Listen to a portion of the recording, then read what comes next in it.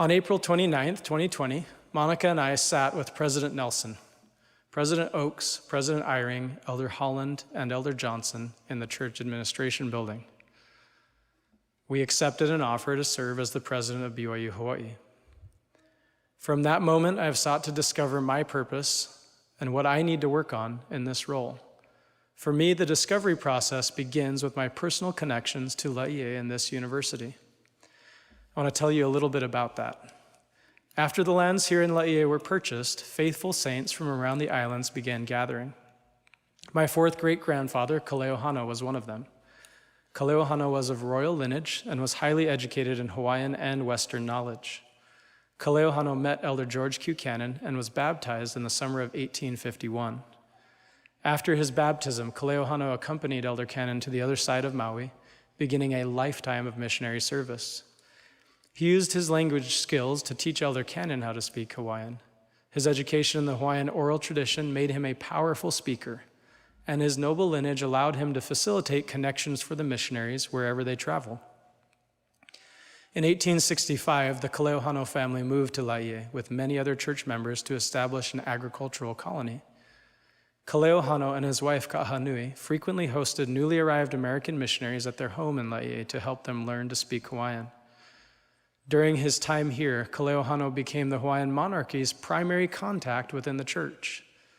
In August of 1871, Kaleohana and his cousin, Jonathan Napela, were once asked to give a priesthood blessing to King Kamehameha V. Later in April 1874, King Kalakaua and Queen Kapiolani visited Laie. Many visits followed, and the king and queen regularly stayed with Kaleohana and Ka'ahanui or with their daughter Lucy. Kaleohana dedicated the northwest cornerstone of the Laie Chapel on April 6th in 1882. In the fall of 1883, the king attended the chapel dedication, and Kaleohana gave the welcoming remarks upon the king's arrival. He spent his life in service, including missions to each of the Hawaiian islands, and many years working on behalf of the saints in Laie. His last call was as a home missionary in 1893. He passed away in March of 1896 and is buried near the Laie Hawaii Temple. His descendants have lived and served here for many generations. My connection to this place continues with my grandfather, John Saikion Kauwe Sr. In the Church College of Hawaii dedicatory prayer, President David O. McKay prophesied that millions of people would come to Laie. My grandfather, who was not a member of the church at the time, attended this dedication in person. He came home and teased my grandma Harriet, who was a faithful Latter-day Saint, saying, "That old haole man is crazy, and nobody's going to go to Laie for anything but fishing." My grandfather was baptized 7 years later, and he lived to see that prophecy fulfilled. Years later, my father, John Saikion Kauwe Jr., studied Mandarin in the language training mission that's now known as Hale 2. After his mission, he returned and attended school here and performed at the Polynesian Cultural Center.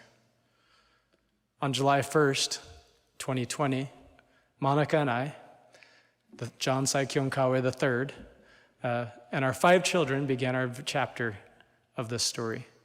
Coming to Laie has been a powerful experience for me. I've felt the Spirit testify to me of the divine nature of this place and of the importance of my role in fulfilling the prophecies associated with this university. As I have contemplated these responsibilities, one thing I have felt very strongly and consistently is that the most important part of this continuing story of BYU Hawaii is you. Every prophecy, every sacrifice, every challenge that has been overcome to build and sustain this university is for each of you.